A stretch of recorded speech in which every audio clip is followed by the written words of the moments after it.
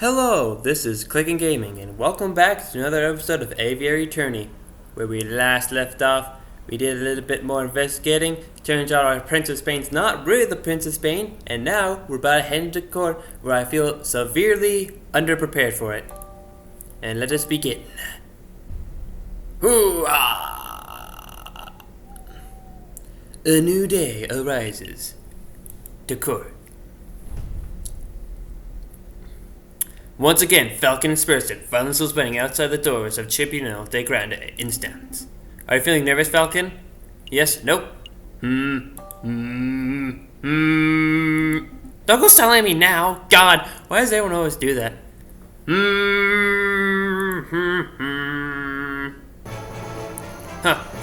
Senor Falcon, I trust everything is in order? Absolutely, I have every intention of bringing the truth to light in this trial. Ah, such confidence, that's magnificent to see. And bringing the truth to light, you say? An admirable goal. No more jesting and imaginary joints. All of you, sit your yammering. The door's open. Here we go. Pignocete, Senor Falcon. We will. And they faded out of existence. Ooh. Are we ready?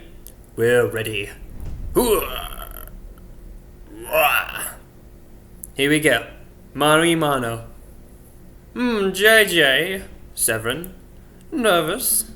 Why would I be nervous? I'm not nervous. I'm as calm as a cuckoo. You're the nervous one. This whole courtroom is over. Oh God, what is happening? Everything's fading in and out. Whoa, cool your feathers, Falcon. Holy shit. Terrible. You can't even maintain a stoic facade. I thought this trial would be the perfect opportunity for you to redeem your previous embarrassments. But this is how you act before the trial has even started. While you pompous-tailed for posture perfect. Damn, you're good at everything. Oh, that's different. That's not Mr. Crane guy. Order, let us all settle down. Court is now in session. Psst, Falcon. What is it? Is it me or is that primary judge look hairier today?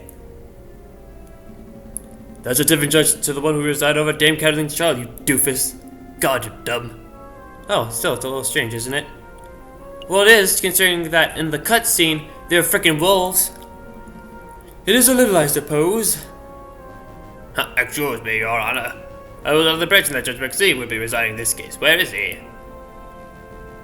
Judge Maxime has gone on temporary sick leave due to a terrible accident with a flight of stairs. Really? But he's part bird. What is it, because he has human hands? He can't fly because he has human hands even though he's part bird? What's with this game? Are there even actual normal birds in this game that just fly, or is that like, there are no kind of birds like that? It's weird. This game's weirder than I thought. It's even weirder. Why is all these minds are being blown? Oh God. But rest assured, as you as prosecutor, defense, and members of the jury, that I am more than qualified to fill his shoes. Without further ado, let us get this show underway. This is the trial of Prince Juan Querido, who stands accused of murdering Major Howl and conspiring to murder the king himself. Roll call. The defense is present and ready, Your Honor. The prosecution is ready, Your Honor. Good, very good. I expect this to be a very nice and speedy trial. I don't want to see this dragged out by technicalities and bureaucracies. Well said, Your Honor. I expect that once the court sees the overwhelming evidence, the trial will be over in 5 minutes. 5 minutes? No, it can't end that quickly. I can't be worse than Remington. Oh my God, no, please, fail for me. No, shut up, Remington. No one cares about you. He's just messing with your head, Falcon. Keep it together. We're all on the same page. Excellent. Prosecutor, please call your first witness to the stand. Very well. I call the police officer who investigated the crime scene. I call upon Inspector Juste Volito. Step onto the stand, Inspector, and recite the oath. Oh man, it's pirate. Yeah, I'm a pirate.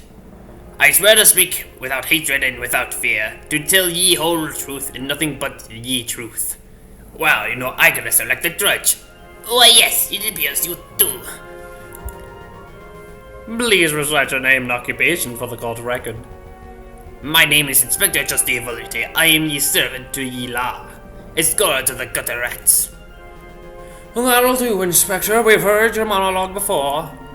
Well, Kakariko. Cocorico. Really is going for a speed record, isn't he? Now, can you tell us what you witnessed on the morning of the 7th of January?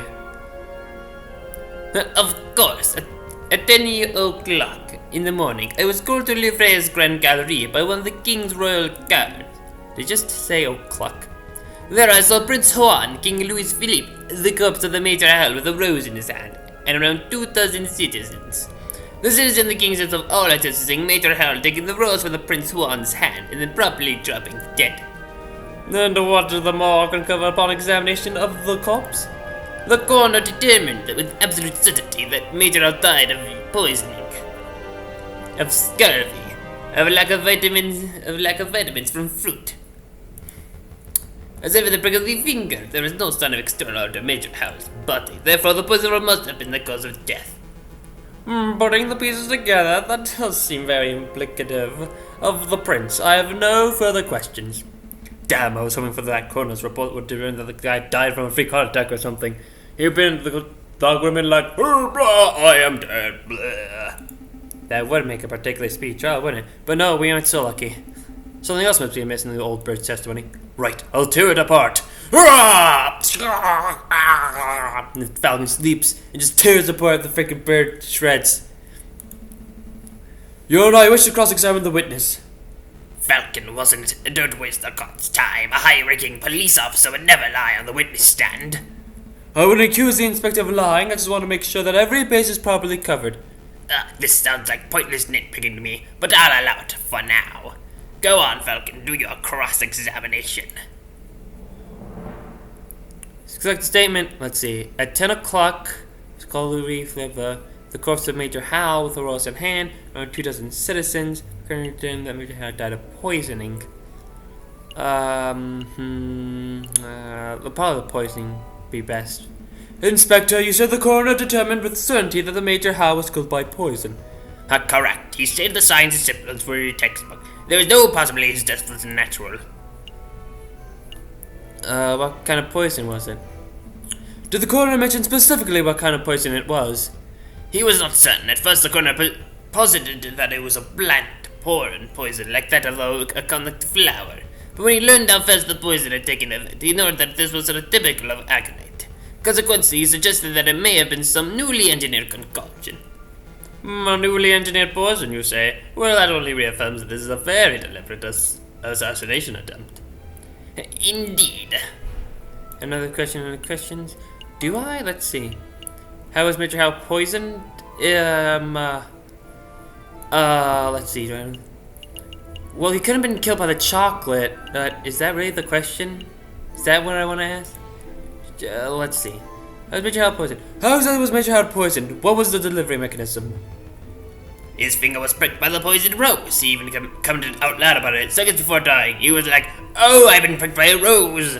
By my very natural hand that is not human at all. In fact, what are those things? No. By my normal, not human paw. Obviously. Bleh." And then he died. He killed. All 22 citizens who witnessed the murder attested to seeing and hearing this. Is there any possibility that he was poisoned by something else? What an absurd question to ask, JJ. You heard of the 22 people who saw the victim prick his finger and die. What do you think happened? What are you suggesting, that the pricked finger had no relation to the poisoning? Heh. That's exactly what I'm saying. Objection! That's exactly what I'm saying. I don't doubt that Major Hal was poisoned, but I do doubt the rose was the cause. Unbelievable. Only a total buffoon would fail to draw the blatant link here. JJ, as tempting as it would be to sit here and lecture you on the basics of cause and effect, I'll end this discussion painlessly. Inspector, please tell the offence you found traces of poison on the thorns of the rose itself. That should alleviate all doubts that the rose was in fact the poison delivery mechanism. Actually, I can't tell him that. Oh yes, of course. And so obviously, as I said, wait. I tried to ask, but why? We didn't check the rose for traces of poison. It just seemed obvious that the rose caused the poisoning given timing of the incident. Well then, now would be a good time to make a test. Here's some obvious thought we pricked the finger of the defendant with the rose. If there's no poison on the rose, then Prince Juan lives and he's free to go. If the rose is poisoned, the prince dies. Well, that's okay because the punishment would be just the inflicting of the crime. A marvelous suggestion. What is this, a witch trial? This isn't America, Severin. That's not how we do things here. Calm your feathers, JJ. It's clearly a joke. There are far more humane ways of testing for poison. I'm sure the inspector will perform his duty with due diligence. Actually, we won't be able to test the rose for poison at all. Huh. Why? And why is that? Well, because, I threw the rose off the plank of my pirate ship. Because that's how it rolled. Given the dangerous nature of the flower, it was destroyed. Police first, we burned it to ashes. Then we came with our swords and we slashed it and we were like, die, ye savvy dog, rah, to make sure it was extra killed. Such unprofessionalism. If we have no way to know whether the rose was poisoned, then this whole trial ought to be called into question. Nice try, JJ, but through the process of reasoning by elimination, we can still do with absolute certainty that the rose was poisoned. In other words, there was something else at the crime scene that could have caused the poisoning. Wrong! There was something else at the crime scene that could have contained the poison, something the investigative police blindly overlooked. Well, that was weird. And it's the chocolate, isn't it? Boom! Sip it, lock it, put it in your pocket. Look at this. What am I supposed to be looking at? It is the paper wrapper to a piece of chocolate. It was found in the laver at the solidity temperature speed is precise, and we can date its consumption the day of the incident.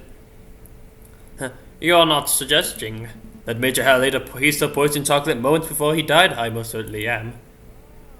Intriguing and pretty convincing. Oh, you should totally be innocent, right? You gained a little favor with the jury. Did you see this rap at the crime scene for yourself, Inspector? The police force does not have time to ignore resources to draw every piece of trash at the crime scene, I'm afraid. I mean, come and look at me. It looks like I don't even have any hands. And I have only one eye. It's weird. In other words, you overlooked it? Astounding unprofessionalism. The prosecution is right to be disgusted. What a disgraceful display, Inspector. I offer my apologies, Your Honor. Yarn, I am ye, but only a pirate. A pirate inspector. I don't want your apologies. I want you to do your damn job properly. Get off the witness stand before I kick you off myself. As you wish. I'll take my leave. Until next time, messieurs. You'll know where to find me. On your part, yes, on my pirate ship. So let me get this straight. This chocolate wrapper was found at the crime scene? Correct. And you have reason to believe that it was consumed on the day of the incident? I do. I have an expert food tasting witness who was willing to testify if need be. You have a foodie witness? I don't recall anyone like that. Who on earth can you be talking about, Falcon? Oh, I see. But do you know for certain that Major Al consumed this chocolate? Well, that is a fact that we are still investigating. I see, and do you have evidence that this chocolate was in fact poisoned? Again, that is something that may require a little more time to definitely prove.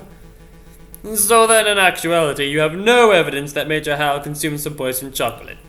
Instead, you have a solitary piece of rubbish that you plucked straight out of the gun. That's weak even for you, JJ. Oh my god, you suck at this. Let's move things along. I have another witness I would like to summon. He's a man who claims to have had an excellent view of the people going in and out of the livery at the time of the incident. I call upon Monsieur Toussaint Kingsley. Could the witness please approach the stand and recite the oath? Oh, great. Another person to get a voice too. Hello? Hello? Alright, the oath. I swear to speak without hatred, without fear, the whole truth and nothing but the truth. Please state your full name and occupation for the court record. My name is Toussaint Kingsley, and I'm a person who fishes. A person who fishes, so you are a fisherman. Oh, is that how it is? I thought the French justice system was better than this. I beg your pardon? Here comes Toussaint Kingsley, the kingfisher. Clearly he must be a fisherman, because didn't you hear? All kingfishers are fishermen. Well, you are carrying a fishing rod.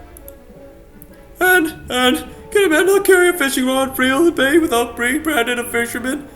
Look, the prosecutor's carrying a riding crop. Clearly he must be a horse jockey.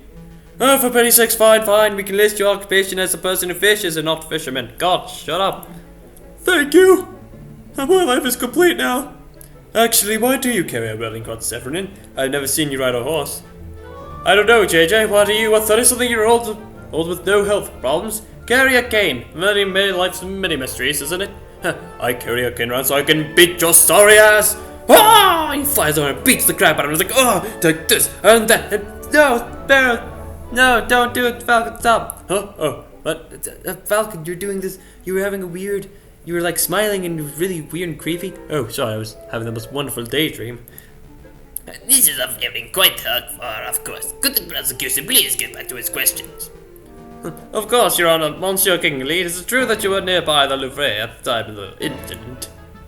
Yes, I was standing up on the rail of Ponte's Art. The Ponte's Art? That new bridge that's just a stone throw from the Louvre south entrance, correct? That's right. And what were you doing at the time of the incident? I was fishing. Kingfishers, am I right, Falcon? So you would have plenty of time of opportunity to see the people who entered and exited the palace. Can you tell us who you saw? Well, there is a fancy place. Naturally, I saw a lot of people, but at 9 a.m. I saw the king, Louis Philip himself, enter the building. He was by his entourage, of course. Then around 9:30, I saw the shifty-looking fox looking around the entrance. Your Honor, I object to the witness's use of the term shifty-looking. It's a vague and biased description. No, really, he looked super shifty. I saw him rubbing his paws and cackling gleefully. Then I saw him take out a rose and carefully rub the stem. Rub the stem of a rose, you say? As if he was applying something to the flower, perhaps? Well, monsieur, I really shouldn't speculate. Of course, it was wrong of me to make such a leading question. But yeah, it definitely looked like he was putting stuff on his sword power on the stem. Well, I didn't expect him with such a bold admission. Members of the court, it sounds like what we have here is a direct witnessing of the defendant readying the murder weapon. The defense claims that the rose was never poisoned, yet here we have a man who saw the poison with his own eyes. I smell perjury. You do? No question, he saw a shifty-looking criminal readying, poisoning, cackling, the scene of crime. That's not believable at all. That's like literally every single mystery novel has that guy. And guess what? It turns out, yeah, always innocent because he didn't do it. I think you might be right. Wonder if we have any evidence that calls the story into doubt. Your Honor, I'd like to cross-examine the witness. Really, this nonsense again. You determined the witnesses directly describe your client ready poison on the rose. What is there to question? I'm just trying to uncover the truth, Your Honor. Ugh, fine. Do your thing. Go on, Falcon. Make a fool out of yourself. Now I shall question you more. Staying on the Pontiac at 9 a.m. King Lazarus saw a shifty-looking fox applying some sort of powder. Well, I think the main thing is that, because we found that page in that place. And I'm not sure if that's I think that's not in the south entrance, so that might be it. I'm gonna check it out. Let's do this. This is about best. Monsieur Kingley, you say that you were sitting upon the railing of the Pont des Arts on the morning of the incident. Yep. This is a good picture. What images can you see on the picture? Yeah, this. Monsieur Kingley, you had a good view of the Louvre's south entrance, didn't you? Yep, the Pont des Arts is a great vantage point for seeing the Grand Gallery south side. What about the other entrances? The other entrances? You mean if you were entering the Tuileries Gardens? Yeah, the gardens, because that's where we found the pig. Or the place, a state carousel? No, I couldn't possibly see those areas from the bridge. But of course, that isn't relevant. Monsieur Kingley witnesses Prince Swan entering the south entrance with the flower in hand, and that's what counts. What if Prince Swan used another evidence, like my evidence says? Another entrance, not another evidence. What? Huh? What if Prince Swan didn't enter from the south entrance? What if he approached the Louvre from... It's gone to the west? Above or below? Yes, he came from the ground and found he's like... And then he fell from the top of the sky. He was like... As well. It's gone to the west? Well, that's a big what if. Do you have any evidence that Prince Swan entered the Louvre from the Tuileries Gardens? As a matter of fact, yes, I do. I have definite proof that Prince Swan approached from the west, not the south. Hey, I know what I saw, monsieur. No, I'm doubtful too. Go on, JJ. Show us this definite proof that Prince Swan entered the Louvre from the Tuileries Gardens. Behold this book page. Look at this. A book page. Fine. Page 44 of the Don Quicker specifically was found just outside the Louvre's west entrance. I didn't read that book though. Reading's for squares. This proves nothing. I'm not done yet. God, let me finish. Take a look at this. Don Quico. This is the book Prince Swan has been reading in jail since his arrest. I believe he had it on his person for some time. Yes, page 44 is missing. That was the first thing I checked. You do realize what this means, don't you, sir? The defendant was present in Tuileries Gardens prior to entering the Louvre. This also means that, in likelihood, The defendant entered the delivery from the west entrance, not the south. Ah! He could not possibly have been seen by Monsieur Kingsley from the Pont des Arts. What? I know I saw Monsieur. A fine theory, Falcon, but made the defendant look the long way around. When we still travel from Tutus to the delivery's south entrance by walking along the river. An extra 2 kilometers of walking just to enjoy the pre-murder scenery. Let's not say silly things, Cocorico. Okay, so maybe the defendant deliberately left the page there to mislead the investigation. No, you're the one who's blindly speculating. It's not blind speculation, it's a viable hypothesis. You're fond of logic, aren't you, Cocorico? Let's talk about the Occam's razor. When torn between 2 seemingly equal hypotheses, you must side with the one that imposes the fewest assumptions. Which of these theories takes fewer assumptions? 1. The page from Prince Juan Buck fell on his way to the very south entrance. 2. Prince Juan deliberately planted the page on the off chance that it would be discovered, then he took the long way around. How dare you! The nerve of you to lecture me on such basic philosophical concepts! I'll stop lecturing you when you stop making such basic mistakes! Monsieur Falcon, please calm yourself. What is the point of all this yammering? The ultimate point is a torsion just when it's fabricated, made up, utter fiction. Complete and utter bullshit. No, everything I said is the truth. I suspect the witness isn't even a fisherman. I'm not a fisherman! Oh, look, see, he even confessed! See, he admits it himself. Boom! I'm right, you're wrong. That's not what I meant. Innocent Bob. What a trick. Wow. You get a little favor with the jury. Prosecutor, you have something that will put this arrogant Falcon in his place, don't you? I must concede. You concede? On this point, at least, Falcon evidence strongly suggests that the key component of Monsieur Kingsley's testimony is false. Oh, no! This doesn't mean Prince Juan is innocent, of course. All Falcon suggests that this particular is unreliable. But I did see something, I really did. Alright, so I didn't exactly see a shifty fob. I made that part of the story up, but I didn't see a swan looking around the south entrance on the morning of the murder. A swan? Oh, I know who it is. I know. It's that weird shifty swan lady. Do shut up, witness. Your word is not at this point. How can we possibly trust anything you have to say? Oh, you aren't done with this? We're out of time. What? Oh, we actually ran out of time in court? Huh. We're 10 minutes overdue to start Harris versus Toad. Yeah, there's probably mention that the rabbit with the hair used drugs and the Thorpe was cheating anyway. It's gonna be really complicated. It's gonna be really cool too. We gotta see that. It's that late already. Curses, I was hoping to have that case wrapped up in a single trial session. It's a shame, but ultimately an accurate sentencing is always preferable to a speedy sentencing. Yes, alright, I don't need to hear your moralizing. Go to resume this Friday, the 21st of January at 9 o'clock. Don't be late. Prosecutor, do your damn job. Get this stupid fox a conviction already. Oh god, this, I hate this. Wolfman's a total dick. What a douche canoodle. I will do my best to ensure that justice is served, Your Honor. Ah! All that came up in that trial, huh? Yeah, no doubt about that. But there's nothing's bothering me. Why would that fisherman guy, Monsieur Kingsley, lie on the witness stand? Maybe he was coerced? Because that seems about... Maybe he was... Yeah, I think that might... Well, it's possible that he was coerced or bribed. That's just what I was thinking. Maybe the real murderer threatened the fisherman into making up a story like Prince Juan. Let's keep an open mind. Anything is possible at this stage. To be perfectly honest, something else is bothering me about the trial. That fucking judge. God, what a frickin' dick. Judge Romulus, he's acting without a shred of professionalism. He's obviously more interested in securing a guilty verdict than he is in discovering the truth. But why? Maybe he has a vendetta against Spanish royalty. I'm not so sure. Remember, he's not even Spanish royalty. I'm pretty sure. There must be something else at work here. Excuse me, is it not? Excuse me, excuse me, Monsieur Falcon. No, okay. I'm sorry, my vote got all like stuff and stuff. Sorry, bother you, but this urgent's right. I think it's for you. A little for me. Wonder why I wasn't sent to my office. Have you been demoted to courier status, Rupert? Not surprised, because you're a loser. Loser. Oh, watch us, Barrison. I don't need to be pitied by a first-year dropout. Oh, good comeback. Yeah, smooth, says this guy who always loses. So what does the lawyer say, Falcon? It's a threat. Threat made with cut-out newspaper letters. Whoa, I didn't know those things actually existed. Let me see. Falcon. I'll say it like in a mysterious Falcon, stop your investigation or there will be consequences. Scary.